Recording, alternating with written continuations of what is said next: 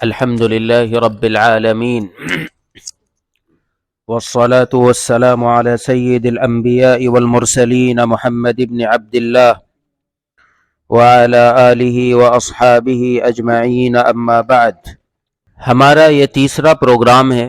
سب سے پہلا programme road ویز کے پیچھے مسجد نور کے قریب ہوا تھا۔ اس کا عنوان تھا محمد شیخ کے غلط نظریات۔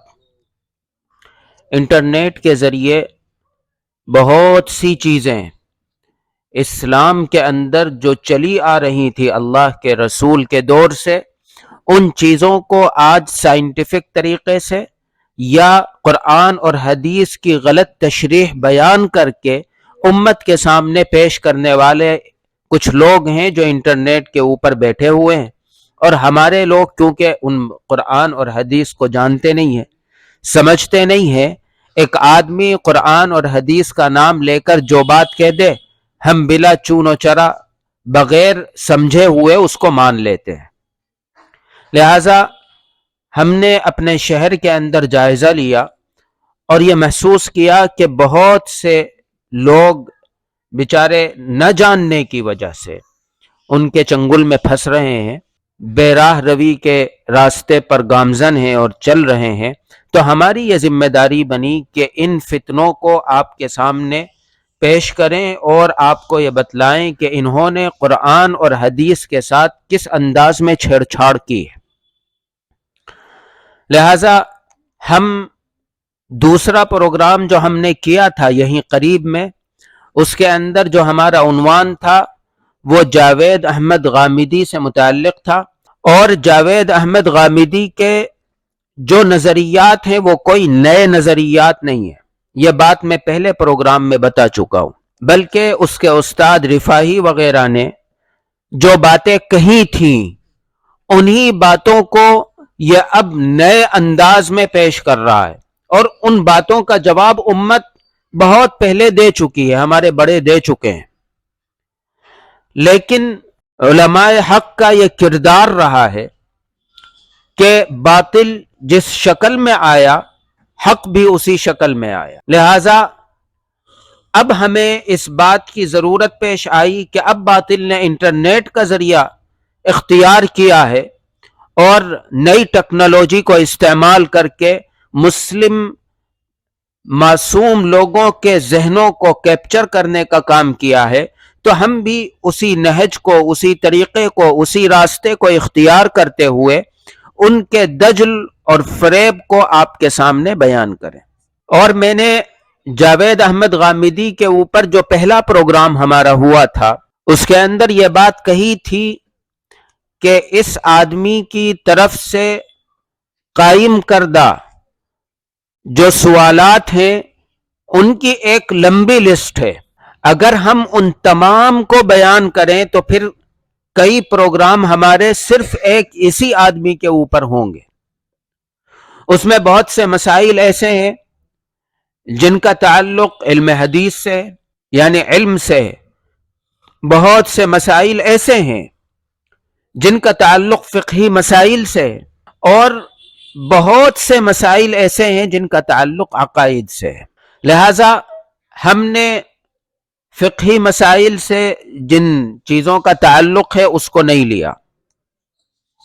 اسی طریقے سے احادیث کے سلسلے میں جو وہ ایک نئی راہ نکال رہا ہے اس پر بھی ہم نے بات کرنا مناسب نہیں سمجھا، اس لیے کہ سب سے پہلی چیز عقیدہ ہے اسلام کے اندر، اور میں یہ بات بار بار کہتا رہا ہوں کہ عقیدے کے اوپر فیصلہ ہوتا ہے انسان کی عاقبت کا بھی اور دنیا کا بھی۔ یہ ایسا ہی ہے کہ اگر کوئی غیر مسلم رمضان المبارک میں روزے رکھنے لگے تو کیا ہم اس کو اس روزے کی وجہ سے اللہ کے ہاں مأجور مانیں گے؟ یعنی اس کو اللہ کے ہاں اس کا اجر ملے گا؟ اسی طرح آپ نے دیکھا ہوگا بہت سے غیر مسلم بڑے نیک کام کرتے ہیں، غریب بچیوں کی شادی کراتے ہیں اور بہت سے اچھے کاموں میں پیسہ خرچ کرتے ہیں، تو کیا ان لوگوں کو اس اچھے کام کی وجہ سے اللہ کے ہاں کوئی اجر ان کا لکھا جائے گا؟ کیوں؟ عقیدہ، اس آدمی کا عقیدہ غیر اسلامی ہے، یہ اللہ کو، اللہ کے رسول کو، اللہ کی کتاب کو ویسے نہیں مانتا ہے جیسا کہ ماننے کا اللہ نے حکم کیا ہے۔ اور اسی طرح ایک مسلمان ہے جو برے کاموں کے اندر پھنسا ہوا ہے، لیکن کیونکہ یہ مسلمان ہے، اس کا عقیدہ صحیح ہے، اگر یہ کوئی چھوٹا بھی کام کرے گا تو اللہ کے ہاں اس کا اجر لکھا جائے گا یا نہیں لکھا جائے گا؟ کیوں؟ اس لیے کہ یہ مسلمان ہے، اس کا عقیدہ صحیح ہے۔ تو ہم نے عقیدہ کیونکہ اسلام میں وہ حیثیت رکھتا ہے جو کہ شہرک کی حیثیت ہوتی ہے، تو اس لیے ہم نے ان مسائل کو لیا جن مسائل کا تعلق عقائد سے تھا۔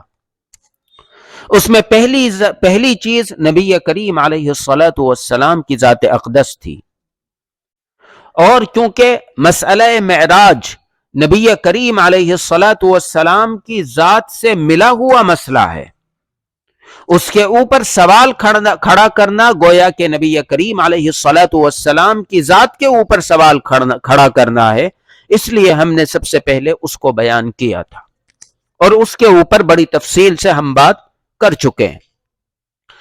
دوسرا مسئلہ جو آج ہم یہاں بیان کریں گے وہ بھی عقیدے سے تعلق رکھنے والا ہے، اور وہ ہے حیات عیسیٰ علیہ الصلاۃ والسلام۔ لہٰذا میں نے نبی کریم علیہ الصلاۃ والسلام کی ذات سے متعلق مسئلہ معراج کو پہلے بیان کر دیا تھا، اور قرآن کریم کی ایک آیت سے اس بات کو ثابت کیا گیا تھا کہ انبیاء علیہم الصلاۃ والتسلیم کے اوپر ایمان رکھنا جیسا کہ یہ عقیدے کا مسئلہ ہے، اسی طرح انبیاء کرام علیہم الصلاۃ والتسلیم کی ذات اقدس سے جڑا ہوا ہر مسئلہ عقیدے کا مسئلہ مانا جائے گا۔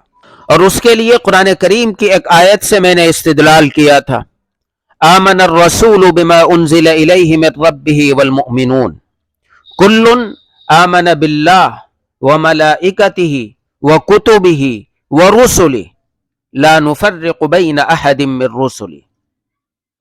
اس آیت سے استدلال کیا تھا کہ ایمانیات کو اس آیت کے اندر اللہ تبارک و تعالی نے بیان کرتے ہوئے ایک تو اپنے اوپر ایمان کا تذکرہ کیا ہے، اور اس کے بعد وَمَلَائِكَتِهِ کہہ کر فرشتوں کے اوپر ایمان کا تذکرہ کیا ہے، وَكُتُبِهِ کہہ کر وہ تمام کتابیں جو اللہ تبارک و تعالی نے نازل کی ہیں ان تمام کے اوپر ایمان کو بیان کیا ہے، وَرُسُلِهِ کہہ کر تمام رسول و انبیاء کرام علیہم الصلاۃ والتسلیم کے اوپر ایمان کو اور ان سے متعلق تمام مسائل کے اوپر ایمان کو بیان کیا گیا۔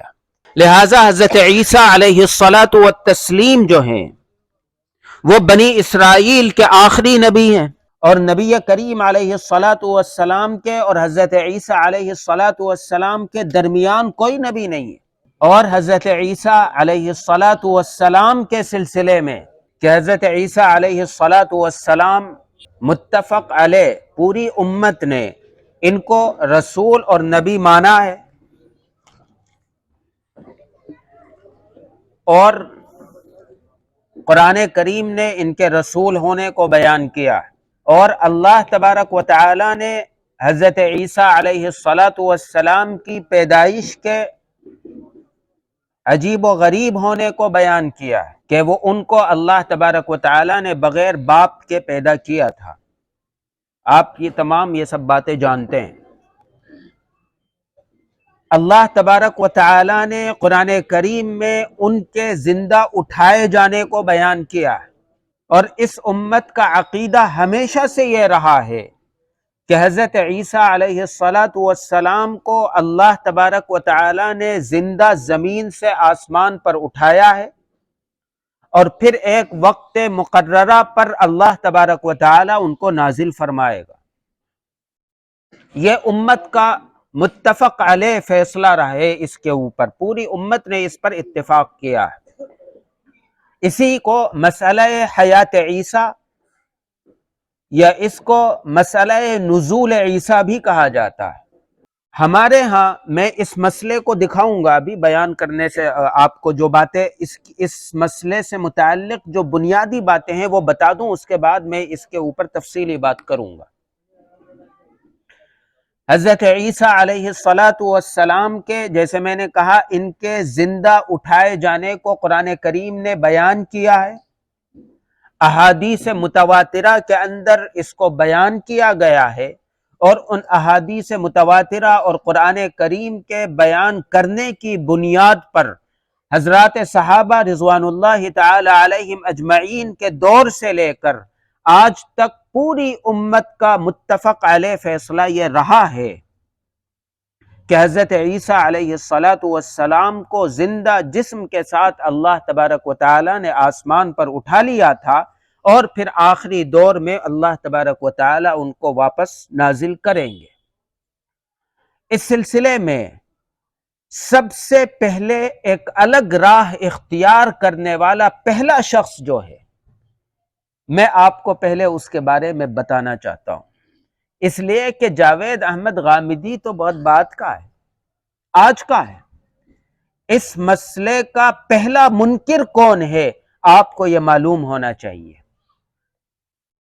اس مسئلے کا پہلا منکر غلام احمد قادیانی لعنت اللہ علیہ ہے۔ کیا آپ میں سے کوئی آدمی ایسا ہے جو غلام احمد قادیانی کی اتباع کو صحیح سمجھتا ہو؟ کوئی ایک آدمی ہاتھ اٹھا کر یہ کہے غلام احمد قادیانی سچا آدمی تھا، کوئی اس بات کو کہنے والا اس مجمع میں ہو تو ہاتھ اٹھائے۔ میں یہ سمجھتا ہوں کہ اس مجمع کا ہر فرد یہ مانتا ہے کہ غلام احمد قادیانی اچھا تو دور کی بات وہ مسلمان ہی نہیں تھا، وہ کافر تھا اور کافر ہو کر مرا ہے۔ ایسا ہے یا نہیں ہے؟ غلام احمد قادیانی کی اتباع کو اس شہر کے اندر مجھے یقین ہے ایک آدمی بھی صحیح نہیں ٹھہرا سکتا اس شہر کے اندر۔ لہذا اس کے جو نظریات ہیں ان نظریات کو آج دوسرے لوگ دوسرے انداز میں ملمہ سازی کر کر خوبصورت بنا کر ہمارے سامنے بغیر قادیانی کا نام لیے ہوئے ہمارے سامنے پیش کر رہے ہیں، اور انہی دلائل کو پیش کر رہے ہیں جن دلائل کو اس نے پیش کیا، اور ہم نہ سمجھتے ہوئے ان کو مان لیتے ہیں۔ میں یہ پوچھتا ہوں کہ ایک آدمی یہ کہتا ہے میں ہندو نہیں ہوں،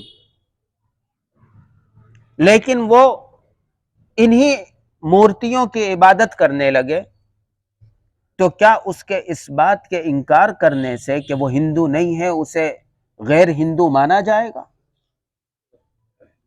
بتائیے آپ۔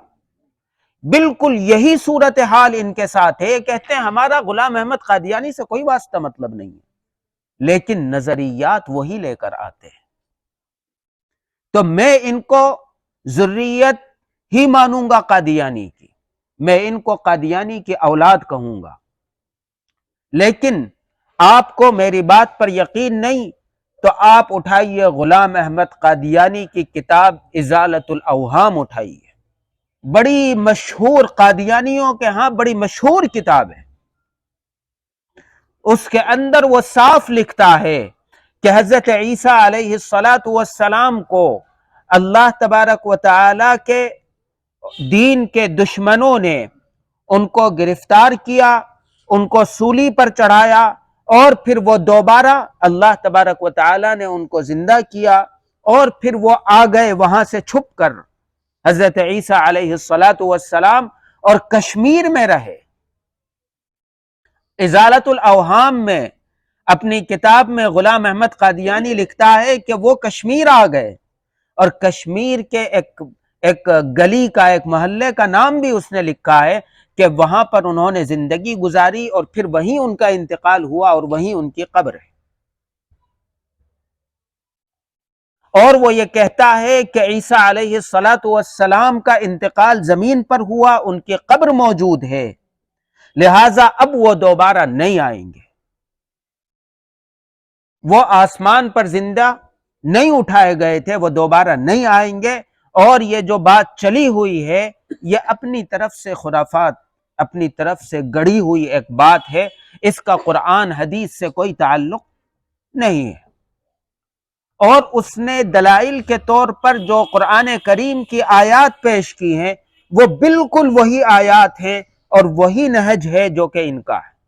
لیکن آپ نے دیکھا ہوگا ہر محلے میں، ہر گلی میں، ہر معاشرے میں کچھ لوگ بڑے چرب زبان ہوتے ہیں، اور محلے میں یہ بات مشہور ہوتی ہے کہ اس سے کوئی زبان نہیں لڑا سکتا۔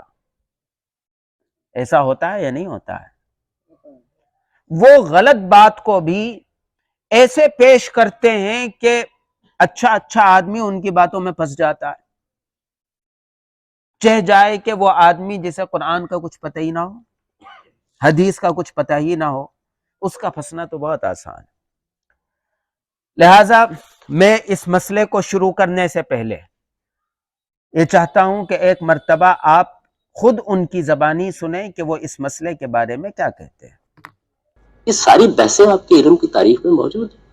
حضرت عیسیٰ علیہ السلام کی وفات کے بارے میں آپ کا موقف بھی ساری امت سے جدا ہے، یعنی بلکہ کسی حد تک تو ایسا لگتا ہے کہ جیسے آپ قرآن مجید سے بھی اختلاف کر رہے ہیں۔ قرآن مجید تو یہ کہتا ہے کہ بل وفا اللہ تعالیٰ نے ان کو آسمان پر اڑا لیا، آپ کہتے ہیں نہیں روح بھی قبض کی ہے اور اس کے ساتھ پھر سب، یعنی یہ تو کوئی لاجک کی بات بھی نہیں آتی کہ یعنی پہلے بھی آپ یہ بیان کرتے ہیں کہ ان کی لاش کی بے حرمتی نہ ہو، حالانکہ پہلے جو انبیاء قتل ہوئے ہیں ان کو آروں سے چیرا گیا، ان کو اور سزائیں دی ہوئی تو وہی بے حرمتی ہوئی تھی۔ تو کیا خصوصیت تھی کہ عیسیٰ علیہ السلام کو آسمانوں پر اٹھا لیا گیا؟ تو کوئی وجہ تھی نا، اور وہ وجہ قرآن مجید کے مطالعے سے اندازہ ہوتا ہے کہ وہ زندہ تھے، ان کو اس لیے اٹھا لیا گیا۔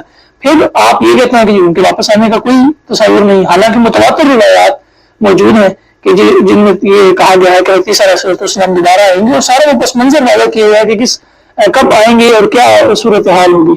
تو یہ بھی آپ کی حدیث کی بھی مخالفت نظر آتی ہے اور قرآن مجید کی بھی مخالفت نظر آتی ہے۔ یہ میرا طلب مسئلہ ہے اور مجھے شاید کچھ توضیح کرنی پڑے گی اس کی۔ ایک تو یہ چیز کہ میں اس میں بالکل ہی منفرد ہوں، ایسا بھی نہیں۔ اس سے پہلے بھی اکا دکا اہل علم یہ بات کہتے رہے، خود ہمارے یہاں علامہ اقبال نے بڑی وضاحت کے ساتھ اس کو بیان کیا، بلکہ بہت اذعان کے ساتھ اور اصرار کے ساتھ بیان کیا، مولانا عبید اللہ سندھی نے بیان کیا، اور بعض لوگ بھی بیان کرتے رہے ہیں۔ تاہم اگر فرض کر لیجیے پہلی باری یہ بات کہی جا رہی، ذرا سا یہ غور کریے گا، یہ جن لوگوں کا نام لے رہے ہیں یہ بڑی اہم بات ہے، جن لوگوں کا یہ نام لے رہے ہیں اس پر توجہ رہنا اہم بات ہے۔ انہوں نے سب سے پہلے نام لیا ہے علامہ اقبال، دوسرے نمبر پر نام لیا ہے مولانا عبید اللہ سندھی رحمۃ اللہ علیہ۔ ٹھیک ہے، چلیے چلائیے، دیکھنا چاہیے دلیل کیا ہے اس کی۔ میرے نزدیک قرآن مجید نے ان کے معاملے میں پوری تدریج کے ساتھ ایک ایک مرحلے کو بیان کر دیا۔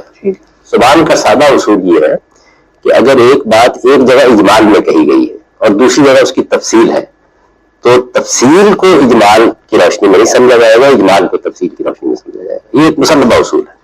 بل رفع اللہ علیہ اجمال ہے، تفصیل کیا ہے؟ وہ جو سورہ آل عمران میں ہے، انی متوفیق ورافعک الیہ ومطہرک من الذین کفروا وجاعل الذین اتبعوک فوق الذین کفروا الی یوم القیامہ۔ اس میں آپ یہ دیکھ لیجیے کیا بیان کیا گیا ہے، انی متوفیق، میں تجھے وفات دوں گا۔ جو وفات کے معنی ہوتے ہیں وہی میں نے بیان کرتی ہوں۔ معروف معنی بلسان عربی مبین، کوئی اپنی طرف سے کوئی تعویل بھی نہیں کی۔ انی متوفیق یعنی اس میں جو لوگ ان پر تنقید کر رہے ہیں وہ تعویلات کر رہے ہیں، میں تو صرف لفظ جیسے بیان ہوا ویسے ترجمہ کر رہا ہوں۔ انی متوفیق، میں تجھے وفات دوں گا، یعنی رافع کا نہیں ہے۔ وفات کا ترجمہ تو قرآن مجید کی بعض آیات میں وفات نہیں ہے، موت نہیں ہوا، کرنا چاہیے ہوتا ہے۔ اس کی وجہ یہ ہے کہ جو لفظ بھی اپنے مجازی، دیکھیے انہوں نے ایک جملہ کہا، کیونکہ میں بار بار یہ بات نہیں سناؤں گا، اس میں پوائنٹس نوٹ کرنے والے ہیں۔ ایک سیکنڈ، دو تین سیکنڈ پیچھے کریے۔ نہیں ہے، موت نہیں ہوا، کرنا چاہیے ہوتا ہے۔ رک جائیے، انہوں نے کیا کہا؟ کرینہ چاہیے ہوتا ہے۔ اس جملے کو یاد رکھیے گا، میں اس لیے روک رہا ہوں کہ جب میں وضاحت شروع کروں گا تو پھر کسی کے ذہن میں کوئی شک پیدا نہ رہے۔ یہ خود کہہ رہا ہے کہ قرینہ ہونا چاہیے۔ قرینہ کیا ہوتا ہے؟ ہو سکتا ہے یہ بتا دے ورنہ میں بتا دوں۔ اس کی وجہ یہ ہے کہ جو لفظ بھی اپنے مجازی مفہوم میں معروف ہو جائے. جیسے مثلاً اردو زبان کا لفظ ہے انتقال. اب جب میں بولتا ہوں میرے والد صاحب کا انتقال ہو گیا تو اس میں انتقال ان کا لاہور سے ملتان ہو گیا ہے, اس کے لیے کرینہ چاہیے ہوتا ہے. وہاں کرینہ ہوگا وہاں ظاہر ہے کہ لفظ اپنے معنی سے ہٹ جائے گا, لیکن جب کرینہ نہیں ہوگا کوئی, کرینہ باہر سے نہیں آتا, اس کو کلام کے اندر سے ہونا چاہیے, تو وہاں اس کو صحیح معنی میں لیا جائے گا. تو انی متوفق کا میں وہی ترجمہ کرتا ہوں کہ جو اگر آپ کے ذہن میں پہلے سے کوئی چیز موجود نہ ہو اور آپ اس آیت کو پڑھیں گے تو آپ بھی کریں گے, میں تجھے وفات دوں گا. رافع کو نہیں ہے, جب وفات کے بعد کہا جائے کہ اٹھانے جاؤں گا تو ظاہر بات ہے کہ پھر وفات کے بعد ہی اٹھانے جانے پر اس کا عمل کیا جائے گا. یہ میں نے واضح کر دیا کہ رافع کو نہیں ہے کہ الفاظ بلندی درجات کے لیے استعمال نہیں ہو سکتے, پھر علاقہ کا صلاح نہیں آنا چاہیے تھا. جب یہ آ گیا ہے تو اٹھانا ہی نہیں. بالکل ایسے ہے والد صاحب کی وفات ہوئی ہے, بالکل اٹھانے گئے. کس کو اٹھانے گئے ہیں؟ ظاہر ہے کہ میت اٹھا کے لے گئے, جنازہ اٹھا کے لے گئے ہیں. تو جب وفات کے بعد آپ یہ لفظ بولیں گے تو آپ سے آپ اس کی تخصیص ہو جائے گی. میں نے بھی اس معنی میں لیا ہے مطہروں کا من الذین کفروا, نجات کے معنی میں, یعنی ان منکروں سے تجھے نجات دوں گا. جاعل الذین اتبعوک فوق الذین کفروا الی یوم القیامہ, یہ ان کی وفات کے بارے میں میرا نقطہ نظر ہے. کوئی ایک روایت بھی ایسی نہیں ہے کہ جو میرے اس نقطہ نظر کے خلاف, تو اس لیے اس میں تو حدیث کا. سورہ آل عمران تیسرے پارے کی جہاں 3 پاؤ ہو رہا ہے پارے کا, وہاں 3 پاؤ جہاں ہو رہا ہے وہاں آخری آیت ہے وَمَكَرُوا وَمَكَرَ اللَّهُ وَاللَّهُ خَيْرُ الْمَاكِرِينَ. اور پھر 3 پاؤ جہاں شروع ہو رہا ہے وہاں پر پہلی آیت ہے اذ قال اللہ یا عیسیٰ انی متوفیک ورافعک الی ومطہرک من الذین کفروا وجاعل الذین اتبعوک فوق الذین کفروا الی یوم القیامہ ثم الی مرجعکم فاحکم بینکم فیما کنتم فیہ تختلفون. یہ آیت ہے. میں بڑا حیران ہوں کہ یہ قرآن دانی کا اور قرآن کے سمجھنے کی بات کرتے ہیں, لیکن مجھے ایسا لگتا ہے انہوں نے قرآن کو سمجھا نہیں ہے. سب سے پہلی چیز انہوں نے جو چیز دلیل بنائی وہ قرآن کریم کی ترتیب ہے. ذرا سا غور کریے گا, اللہ کہہ رہا ہے یا عیسیٰ انی متوفی کا, ان کے حساب سے میں تجھے وفات دوں گا, میں تجھے موت دوں گا ان کے اعتبار سے. ورافعک الی, اور تجھ کو اپنی طرف اٹھا لوں گا. ومطہرک من الذین کفروا, اور کافروں سے تجھے پاک کر دوں گا. وجاعل الذین اتبعوک فوق الذین کفروا الی یوم القیامہ, اور تیرے متبعین کو جو تیرے طریقے پر زندگی گزارنے والے ہیں ان کو ہمیشہ سربلندیاں عطا کروں گا, کافروں کے اوپر انہیں غالب رکھوں گا. 4 باتیں کہیں اللہ نے. انی متوفی کا, میں تجھے ان کے اعتبار سے وفات دوں گا. ورافعک الی, اور اپنی طرف اٹھا لوں گا. ومطہرک من الذین کفروا, اور ان کافروں سے تیری حفاظت کروں گا, تجھے بچا لوں گا. اور تیرے متبعین کو کافرین پر ہمیشہ غالب رکھوں گا. یہ قرآن سمجھے نہیں ہے. پوچھئے کیوں؟ اس لیے کہ یہ عربی زبان میں ہے, اور عربی زبان کے اندر ترتیب کو بیان کرنے کے لیے 2 لفظ آتے ہیں, یا تو فا آتا ہے یا ثم آتا ہے. اگر ترتیب بیان کرنی مقصود ہوتی ہے کہ پہلے یہ ہوگا پھر یہ ہوگا پھر یہ ہوگا, ہمارے ہاں بھی اگر ترتیب بیان کرنی ہوتی ہے تو پھر کہہ کے کہتے ہیں نا, یہ کرو پھر یہ کرو پھر, اس کا مطلب یہ ہے کہ اسی طریقے سے کام کرنا ہے. آپ سمجھ رہے ہیں؟ میں نے آپ کو 100 روپے دیے, میں نے کہا کہ بازار چلے جاؤ, ایک ڈبل روٹی لے لو, پیاز لے لو, اور یہ لے لو, اور وہ لے لو, اور وہ لے لو. تو اس کا مطلب یہ ہے کہ میں یہ کہہ رہا ہوں کہ میں جیسے بیان کر رہا ہوں ایسے ہی لینا ہے, پہلے یہ لینا ہے پھر یہ لینا ہے. یہ مقصد یہ ہے کہ ان تمام چیزوں کو لینا ہے. مقصد یہ ہے کہ ان تمام چیزوں کو لینا ہے. کیوں؟ اس لیے کہ میں نے اور کہا ہے, میں نے پھر نہیں کہا. لیکن اگر میں یوں کہتا کہ یہ لے لو پھر یہ لے لو پھر یہ لے لو پھر یہ اب اس کا مطلب یہ ہے کہ جیسے میں کہہ رہا ہوں ایسا ہی کرنا ہے. ایسا ہی ہے, میں غلط تو نہیں کہہ رہا ہوں؟ سمجھ رہے ہیں آپ میری بات کو؟ اب آپ یہ دیکھیں اس آیت کے اندر قرآن کیا کہہ رہا ہے.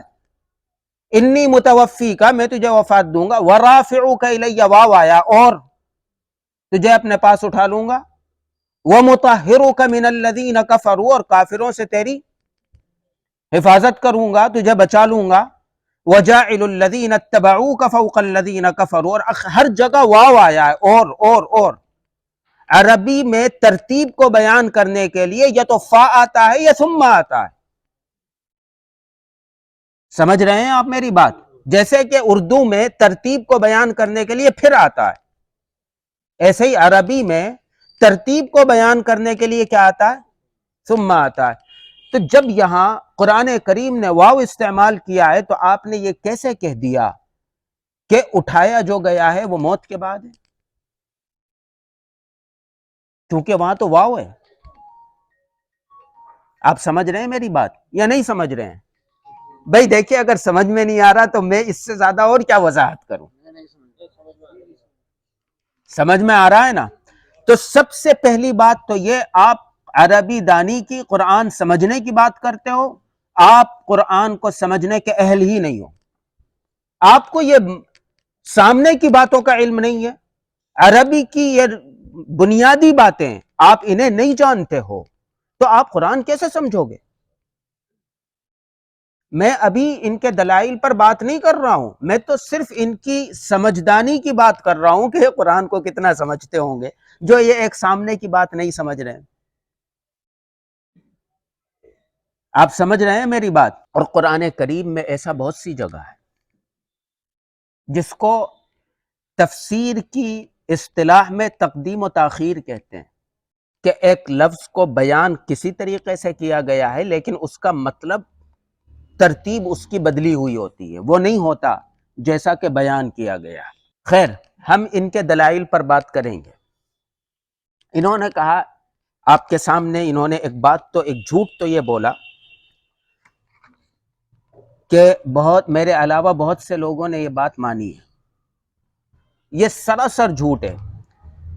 اس کے سلسلے میں اگر ایک مزے کی بات اور سنیے، ایک مزے کی بات اور سنیے کہ ہمارے ہاں یہاں سب لوگ جانتے ہیں، ہڈی کا مشہور ڈاکٹر ہے مظفر نگر کا، کیا نام ہے اس کا؟ ڈاکٹر مکیش جین. آپ سب جانتے ہیں. یہاں کا کوئی ڈاکٹر کوئی بات کہے، ہڈی کا کوئی یہاں لوکل کا ڈاکٹر ہو، اور وہ کوئی بات بیان کرے اور اس میں یہاں کا مشہور کوئی وہ ہے، کیا کہتے ہیں، کوئی انجینئر ہو، سول انجینئر ضلع کا ہے کوئی، کسی کا نام، ہمارے ہاں کھتولی میں ایک انجینئر ہیں شاہد صاحب، بڑے مشہور یہاں کے انجینئر ہیں. کوئی آدمی اس ڈاکٹری کے مسئلے میں، ہڈی کے مسئلے میں یوں کہنے لگے کہ شاہد بھائی یہ کہتے ہیں، اور اس کو دلیل پیش کرنے لگے، تو آپ اسے مانیں گے یا بے وقوفی کہیں گے؟ بھائی ہڈی کے مسئلے میں مکیش جین کی بات تو مانی جائے گی، شاہد کی کیوں مانی جائے گی؟ انجینئرنگ میں شاہد کی مانی جائے گی، مکیش جین کی نہیں مانی جائے گی. ایسا ہی ہے نا؟ آپ سمجھ رہے ہیں میری بات؟ اب علامہ اقبال صاحب بڑے عالم ہیں یا شاعر ہیں؟ بھئی شعر میں آپ ان کی بات کر سکتے ہو، دلیل بنا کر پیش کر سکتے ہو شعر کے اندر. آپ اس مسئلے میں پیش کر رہے ہو کس کو؟ علامہ اقبال صاحب کو، جو کہ شاعر ہیں، مفسر نہیں ہے، کہ ان کی یہ رائے ہے. پہلے تو تمہارا یہ پیش کرنا ہی باطل ہے. لیکن ہماری عوام ان سب چیزوں کو نہیں جانتی نا. میں نے اسی لیے کہا تھا ذرا نام لکھ لیتا ہوں ان کے، تاکہ آپ کو یاد رہے. بھئی اقبال کی بات شعر میں مانی جائے گی، اقبال کی بات قرآن کریم کی تفسیر میں نہیں مانی جائے گی. لہذا آپ اقبال کو دلیل کے طور پر پیش نہیں کر سکتے. دوسری بات، مولانا عبید اللہ سندھی جناب عالی، میرے پاس بہت سے علماء کے اقوال موجود ہیں جنہوں نے اس کے معنی وفات ہی لیے ہیں، اس کے معنی موت ہی لیے ہیں، لیکن وہ یہ کہتے ہیں کہ موت بعد میں ہے، پہلے اٹھایا جانا ہے. جو میں نے کہا تھا واو کا فرق. تو موت اس کے معنی بہت سے لوگوں نے لیے، ہم نے اس کا انکار نہیں کیا، بلکہ کچھ لوگوں نے، اس میں عبید اللہ سندھی بھی ہے، ہمارے بڑے، ان کی رائے یہ ہے کہ 3 گھنٹے کے لیے موت واقع ہوئی، کس حضرت عیسیٰ علیہ السلام پر 3 گھنٹے کے لیے موت واقع ہوئی، جیسے کہ نیند ہوتی ہے۔ آپ نے نہیں سنا بچوں کو سکھایا جاتا ہے کہ رات میں سو کر اٹھنے کی دعا کیا ہے؟ الحمدللہ الذی احیانا بعدما اماتنا، بعدما اماتنا، تمام تعریفیں اس اللہ کی ہیں جس نے ہمیں زندہ کیا، جس نے ہمیں کھڑا کیا بعدما اماتنا، ہمارے مرنے کے بعد۔ موت، نیند کو کیا کہا ہے؟ موت کہا ہے، حدیث سے ثابت ہے، میں نے ابھی آپ کے سامنے یہ دعا پڑھی، حدیث سے ثابت ہے۔ تو ان کا ماننا یہ ہے کہ وہ نیند کی شکل میں موت طاری رہی 3 گھنٹے کے لیے، یہ تو کسی نے بھی نہیں کہا کہ وہ اب واپس نہیں آئیں گے، وہ مر چکے ہیں۔ تو یہ کیا ہوا؟ دجل اور جھوٹ ہوا کہ انہوں نے نیند کے طور پر موت کو بیان کیا، آپ نے اسے دائمی موت میں کے معنی میں لوگوں کے سامنے پیش کر دیا۔ یہ کیا ہے؟ جھوٹ ہے، الزام ہے، افترا ہے، اسی کو جھوٹ کہتے ہیں۔ لہذا سچائی یہ ہے کہ تمہارے اس دعوے میں تمہارے ساتھ عبید اللہ سندھی نہیں ہے، تمہارے ساتھ اس دعوے کے اندر غلام احمد قادیانی ہے۔ اب آپ یہ کہیں گے کہ یہ تو ادھر ادھر کی باتیں کر رہا ہے، ان کے دلائل تو کاٹ نہیں رہا ہے، نہ کاٹ سکتا ہے۔ میں 2 طریقے سے اب تک کاٹ چکا ہوں۔ ایک تو قرآن کریم کی ترتیب کو لے کر کاٹ چکا ہوں ان کے دلیل کو، اور دوسرے ان کے جھوٹ کو بیان کر کے کاٹ چکا ہوں۔ لیکن مزید انہوں نے ایک بات کہی تھی کہ دوسرے معنی میں لینے کے لیے قرینہ چاہیے۔ قرآن کریم میں اللہ تبارک و تعالی، دیکھیے انہوں نے یہاں موت کے معنی جو لیے تھے حضرت عیسیٰ علیہ السلام سے متعلق، جو قرآن کریم نے کہا تھا اذ قال اللہ یا عیسیٰ انی متوفی کا، وفات، متوفی کا، میں تجھے موت دوں گا۔ یہاں توفا کو لیا ہے قرآن نے، توفا کے معنی انہوں نے موت لی ہے، لہذا یہ لفظ انہوں نے کہا کہ اس کے معنی سیدھے سیدھے موت کے ہیں۔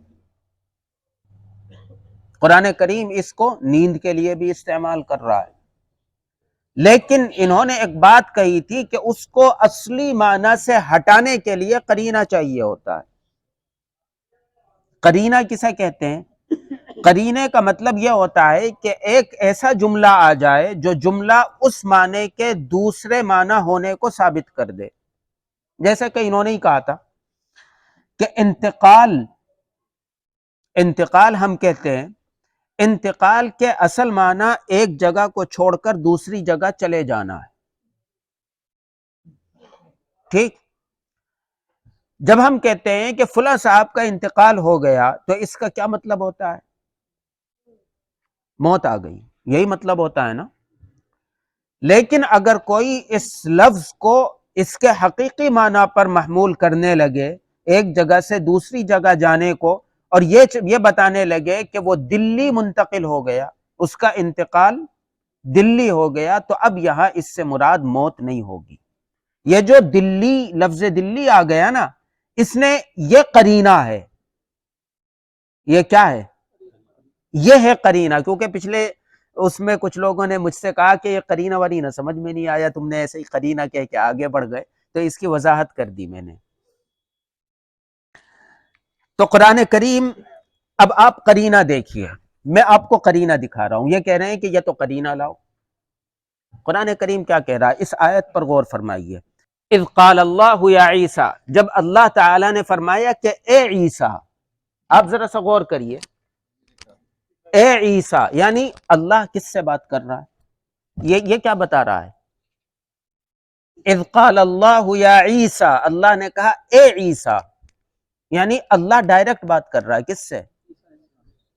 یہی تو ہے نا اس کا مطلب، یہی مطلب ہے یا نہیں ہے؟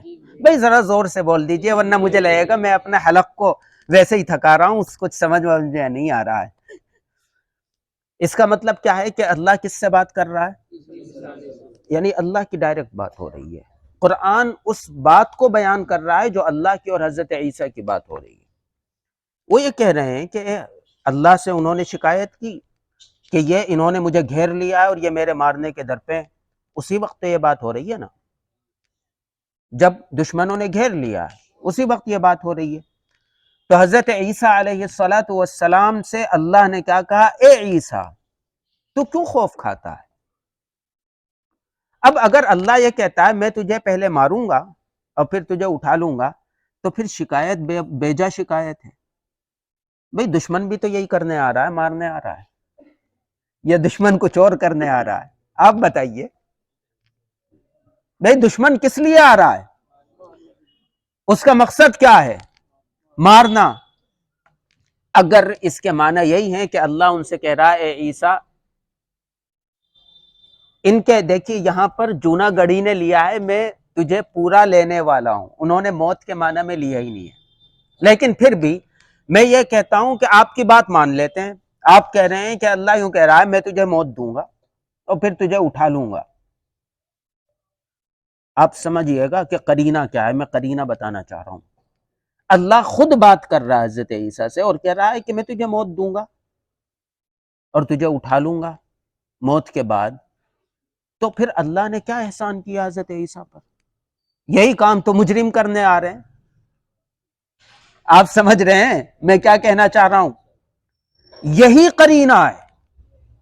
انہوں نے کہا تھا قرینہ چاہیے نا، پہلا قرینہ تو یہ. دوسرا قرینہ سنیے. ہم سب یہ مانتے ہیں، حدیث میں موجود ہے، مسلم کی روایت ہے، نبی کریم علیہ السلام نے تفصیل سے بیان کیا ہے کہ جب کوئی مومن کی موت آتی ہے، وہ پورے احوال بیان کیے، پھر یہ لکھا ہے کہ اس کی روح کو ملک الموت نکالتا ہے اور جنت سے جو بستر لاتا ہے اس میں رکھتا ہے اور آسمانوں کی طرف دوڑ لگا دیتا ہے. یہ ہم لوگ سب جانتے ہیں کہ مرنے کے بعد ہر ایک کی روح کو آسمانوں کی طرف لے جایا جاتا ہے. تو اگر اللہ یہ کہہ رہا ہے کہ عیسیٰ میں تجھے موت دوں گا اور اپنے پاس بلاؤں گا، تو پھر اس میں خصوصیت کیا ہے؟ آپ بتائیے کوئی خصوصیت ہے؟ بھئی یہ معاملہ تو میرے ساتھ بھی ہونا ہے، آپ کے ساتھ بھی ہونا ہے. حضرت عیسیٰ کی کیا خصوصیت ہے؟ یہ تمام قرینے ہیں جناب جو آپ کو نظر نہیں آتے. کیوں؟ اس لیے کہ آپ انہیں دیکھنا نہیں چاہتے، کیونکہ آپ کا مقصد امت کو بھٹکانا ہے. آپ کا مقصد امت کو قادیانی بنانا ہے اور صحیح دین سے نکال کر باہر کرنا ہے. اگر آپ کو یہ سمجھ آ رہے ہوتے تو آپ ایسی عجیب و غریب تشریحات نہ کرتے. آپ سمجھ رہے ہیں؟ میں قرینے سے دکھا رہا ہوں آپ کو. تیسری بات سنیے. قرآن کریم کے اندر ایک اور جگہ اللہ تبارک و تعالی اسی واقعے کا تذکرہ کر کے، جس کا یہ بھی کہہ رہے تھے کہ وہ اجمال ہے، وہ ایک اجمال ہے اور ایک تفصیل ہے. رافعو کا الیہ کو انہوں نے اجمال کہا ہے. عجیب بات ہے، جبکہ وہاں پر تفصیل اس سے زیادہ ہے، لیکن وہ اسے اجمال کہہ رہے ہیں.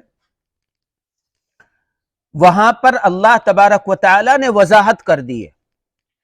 اللہ تبارک و تعالی نے کہا ہے وَمَا قَتَلُوهُ وَمَا صَلَبُوهُ وَلَكِنْ شُبِّهَ لَهُمْ. بالکل صریح، نہ تو انہیں قتل کیا گیا ہے نہ انہیں سولی پر چڑھایا گیا ہے، وَلَكِنْ شُبِّهَ لَهُمْ، لیکن وہ ان کا ہم شکل تھا جس کو سولی پر چڑھایا گیا. اور آگے کہہ رہا ہے وَمَا قَتَلُوهُ يَقِينًا، یقیناً انہیں قتل نہیں کیا گیا، بل رفعہ اللہ الیہ، بلکہ اللہ نے ان کو اٹھا لیا. بالکل صاف ہے قرآن کریم. بل رفعہ اللہ الیہ وما قتلوہ یقینا، ان کو یقیناً قتل نہیں کیا گیا ہے، بل رفعہ اللہ الیہ. سوال یہ ہے کہ یہاں تفصیل ہے یا وہاں تفصیل ہے؟ تفصیل یہاں ہے نا، وہ الٹا بتا رہے ہیں، یہاں اجمال بتا رہے ہیں، وہاں تفصیل بتلا رہے ہیں. یہ دھوکہ دینا نہیں تو کیا ہے؟ اب سنیے. بل رفعہ اللہ الیہ، رفع کے معنی کیا ہوتے ہیں؟ اٹھانے کے. اب یہ اٹھانا خالی روح کے اٹھائے جانے کو رفع کہا جائے گا یا مکمل روح اور جسم دونوں کو اٹھایا جائے تو رفع کہا جائے گا؟ میں اس کی مثال دیتا ہوں قرآن کریم کی دوسری جگہ سے۔ قرآن کریم میں ایک جگہ حضرت یوسف علیہ السلام کے واقعے کے اندر یہی لفظ استعمال ہوا ہے، بالکل یہی۔ فلما دخلوا على يوسف آوى إليه أبويه وقال ادخلوا مصر إن شاء الله آمنين ورفع أبويه على العرش رفع أبويه على العرش، کہ حضرت یوسف علیہ السلام نے اپنے والد کو، اپنے والدین کو اسٹیج پر بٹھایا، اوپر۔ اسٹیج اونچا ہوتا ہے نا، ان کو والدین کو اس پر بٹھایا، رفع کہا تو کیا خالی روح کو بٹھایا؟ سوال ہے میرا آپ سے۔ روح اور جسم دونوں ساتھ ہیں نا۔ اب جب وہاں بھی رفع کے معنی روح اور جسم ساتھ ہے تو یہاں پر الگ کیسے ہو سکتا ہے؟ بھئی یا تو اگر یہ والا معنی لوگے تو وہاں بھی وہی معنی لینا پڑے گا، اور وہ لوگے تو یہاں بھی یہی لینا پڑے گا۔ ایسا نہیں ہو سکتا ایک جگہ کچھ اور ایک جگہ کچھ۔ سمجھ رہے ہیں آپ؟ تو اگر یہاں رفع کے معنی صرف روح کا اٹھایا جانا ہے تو پھر تو یہ ماننا پڑے گا کہ حضرت یوسف علیہ السلام نے اپنے والدین کو قتل کیا اور ان کی روح کو اوپر بٹھایا۔ نعوذ باللہ، جبکہ ایسی بات نہیں ہے۔ اور اگر وہاں پر آپ نے اس کے معنی یہ لیے ہیں بل رفعہ اللہ الیہ کے نہیں، حضرت یوسف علیہ السلام کے واقعے کے اندر اگر معنی یہ لیے ہیں کہ روح اور جسم دونوں کو ایک ساتھ بلندی پر بٹھایا گیا، روح اور جسم دونوں کا ایک ساتھ ہے، تو پھر یہاں بھی وہی معنی لینے پڑیں گے۔ آپ قرینہ بھی سمجھ گئے، قرینے کی وضاحت بھی ہو گئی۔ انہوں نے کہا تھا کہ صحیح معنی سے ہٹا کر کسی اور معنی پر لے جانے کے لیے قرینہ چاہیے ہوتا ہے۔ قرینہ تو یہ آیت پوری اپنے آپ ہے۔ میں ہو سکتا ہے میری بات آپ کو عجیب لگ رہی ہو، آپ خود اپنی عقل سے پڑھ کے دیکھیے کہ اس کا کیا مطلب ہے۔ آپ خود پڑھیے۔ اللہ تعالیٰ نے فرمایا اے عیسیٰ، یعنی اللہ کی اور حضرت عیسیٰ کی ڈائریکٹ بات ہو رہی ہے، انی متوفی کا، میں تجھے پورا لینے والا ہوں۔ دیکھیے یہ جونا گڑھی کا ترجمہ ہے، یہ جونا گڑھی ہمارے بڑے نہیں ہیں، یہ غیر مقلدین کے بڑے ہیں، لیکن ہم سب کے معنی دکھا دیتے ہیں آپ کو۔ ہو سکتا ہے کہ اوروں نے کچھ اور لکھا ہو، ہم نے ہی غلط لکھا ہو۔ جونا گڑھی لکھ رہے ہیں کہ ہم تو پیچھے کریے ایک منٹ، ہم تجھے پورا لینے والے ہیں، میں تجھے پورا لینے والا ہوں اور تجھے اپنی جانب اٹھانے والا ہوں۔ پورا لینے والا ہوں کا کیا مطلب ہے؟ جسم اور روح، یہی تو ہے نا۔ آگے چلیے، یہ جونا گڑھی ہو گئے۔ مولانا مودودی یہ ہمارے بڑے تو نہیں ہیں، یہ کیا لکھ رہے ہیں؟ یہ پیچھے وَمَكَرُوا وَمَكَرَ اللَّهُ وَاللَّهُ خَيْرُ الْمَاكِرِينَ۔ دیکھیے جب اس نے کہا اے عیسیٰ اب میں تجھے واپس لے لوں گا اور تجھے اپنی طرف اٹھا لوں گا، بھئی انہوں نے بھی موت نہیں کیا ہے، انہوں نے بھی وفات نہیں لکھا ہے۔ کون ہے یہ؟ ہمارے بڑے نہیں ہیں، مولانا مودودی ہیں۔ آگے چلیے، کنز الامام، یاد کرو جب اللہ نے فرمایا اے عیسیٰ میں تجھے پوری عمر تک پہنچاؤں گا اور تجھے اپنی طرف اٹھا لوں گا، موت انہوں نے بھی نہیں لکھا ہے۔ آگے چلیے، یہ پیچھے چلیے گا، یہ ایک عورت ہے کوئی پاکستان کی جو غلط نظریات پھیلا رہی ہے، جبکہ اس سے بھی ہمارا کوئی تعلق نہیں، ہم برات کا اظہار کرتے ہیں۔ اے عیسیٰ یقیناً میں تجھے قبض کرنے والا ہوں اور تجھے اپنی جانب اٹھانے والا ہوں۔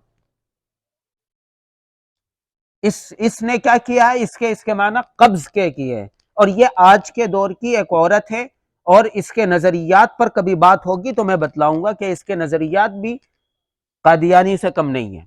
خیر آگے چلیے، یہ امین اصلاحی صاحب جو ہیں یہ غامدی کے استادوں میں ہیں، یہ جو امین اصلاحی ہیں یہ اس غامدی کے استادوں میں ہیں۔ جب اللہ نے کہا اے عیسیٰ میں تمہیں قبض کرنے والا ہوں، اس نے وہ عورت ہے اس نے انہی سے ترجمہ لیا ہے، قبض کرنے والا ہوں اور اپنی طرف اٹھا لینے والا ہوں۔ میں نے کہا تھا کہ یہ وہ پرانے نظریات ہیں جن کو یہ نئے لبادے میں آج لے کر امت کے سامنے پیش کر رہے ہیں، یہ ان کے بڑوں کے نظریات تھے۔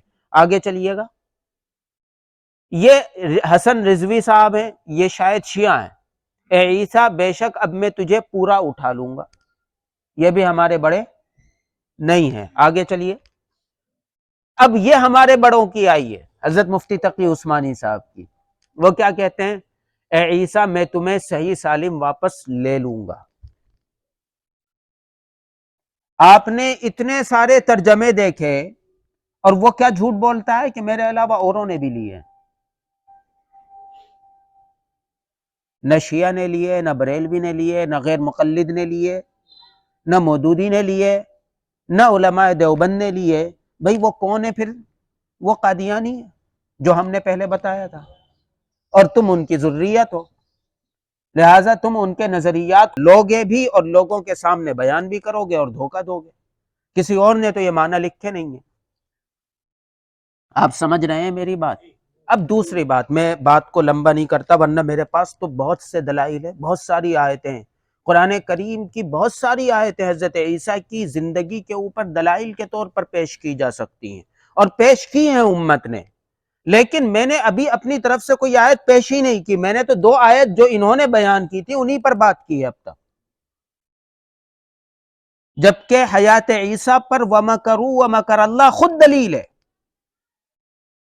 اور بھی بہت ساری آیات ہیں جو حضرت عیسیٰ علیہ السلام کی حیات کے اوپر دلیل ہیں، جیسا کہ ایک جگہ اللہ تبارک و تعالی نے حضرت عیسیٰ علیہ السلام کے بارے میں یہ کہا ہے، تکلم الناس فی المہد وکہلا، تکلم الناس فی المہد وکہلا، کہ آپ بچوں کی ماں کی گود سے اور بڑھاپے تک بات کریں گے،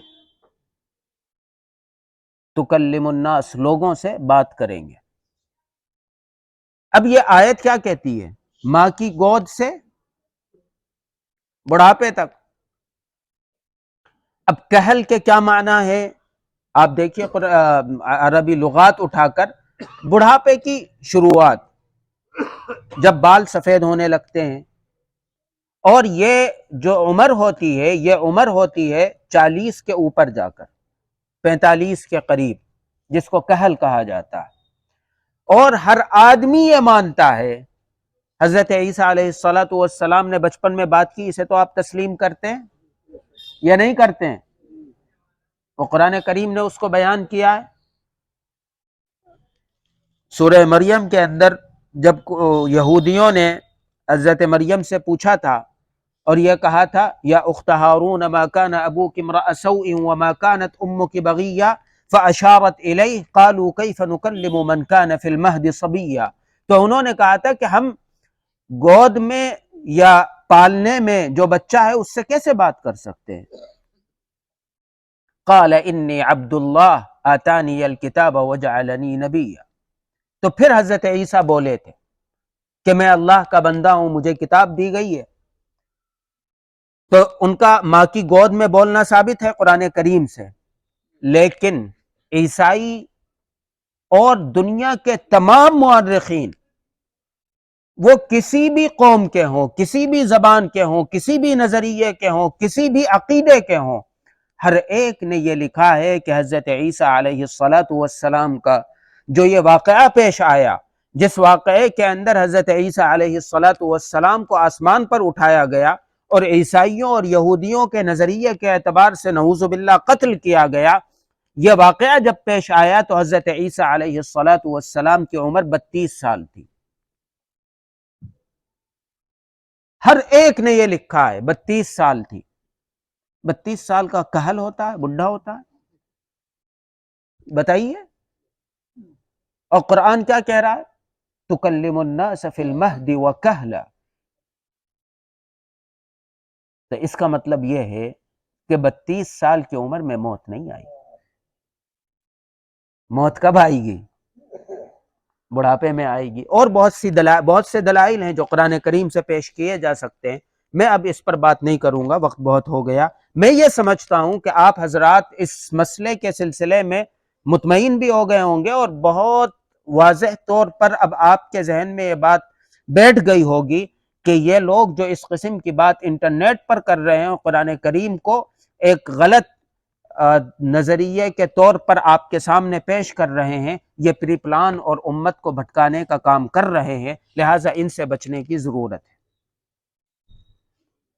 اور اخیر میں ایک بات میں کہہ کر اپنی بات کو ختم کروں گا. وہ بات یہ ہے کہ قرآن کریم سے ہم جب اس مسئلے کو ثابت کرنے بیٹھیں گے تو ہمارا 1 گھنٹے میں کام نہیں چلتا، آدھے گھنٹے میں ہمارا کام نہیں چلتا. ہمیں قرآن کریم سے ثابت کرنے کے لیے اگر ہم تفصیل سے بات کریں گے تو کئی گھنٹے درکار ہیں.